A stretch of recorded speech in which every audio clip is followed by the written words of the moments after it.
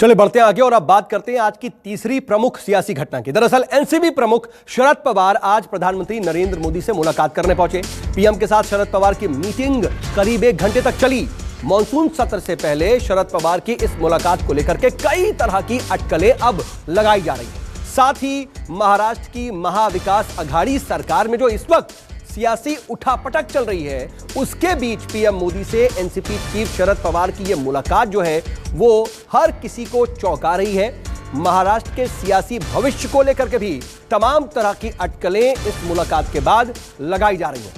आज एनसीपी प्रमुख शरद पवार प्रधानमंत्री नरेंद्र मोदी से मिलने के लिए पहुंचे और दिल्ली में 1 घंटे तक दोनों नेताओं के बीच मुलाकात हुई। हालांकि आने वाले वक्त में 19 जुलाई से मानसून का संसद का सत्र भी शुरू होने वाला है। क्या यह मुलाकात उससे पहले इन मुद्दों पर थी या कुछ और? लेकिन इस मुलाकात को लेकर के एनसीपी की तरफ से नवाब मलिक का बयान सामने आया है और नवाब मलिक ने क्या कुछ कहा है वो आपको सुनवाते हैं।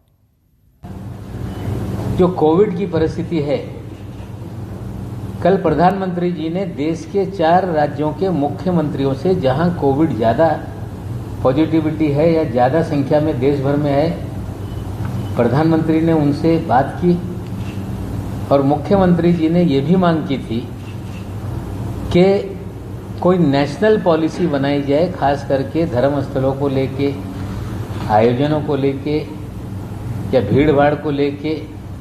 पवार साहब ने इस विषय पे भी प्रधानमंत्री जी से चर्चा की।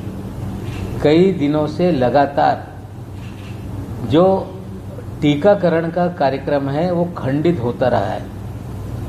केंद्र सरकार ने पहले तो राज्यों को जिम्मेदारी दी, फिर स्वयं जिम्मेदारी ली, लेकिन जिस संख्या में टीके उपलब्ध होने चाहिए वो नहीं हो रहे हैं। इसको लेके भी पवार साहब के बीच में और प्रधानमंत्री के बीच में चर्चा हुई।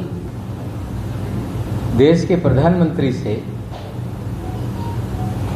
पवार साहब की मुलाकात टाइम मांगा गया, टाइम तय हुआ और उसके बाद पवार साहब स्वयं जाकर प्रधानमंत्री को उनके कार्यालय में मिले।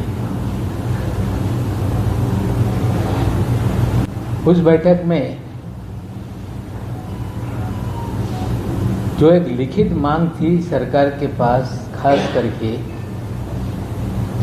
कोऑपरेटिव बैंक को लेकर, जो बैंक रेगुलेटरी एक्ट में केंद्र सरकार ने बदलाव किए, ये जिस तरह का रेगुलेटरी एक्ट में बदलाव किया गया उससे बैंक सेक्टर जो कोऑपरेटिव है उसको कहीं ना कहीं एक खतरा है, जिसके कारण पिछले दिनों भी फोन पे बात हुई थी और आज पवार साहब ने स्वयं मिलकर एक ज्ञापन द्वारा सारी चीजों को स्पष्ट तरीके से रखा।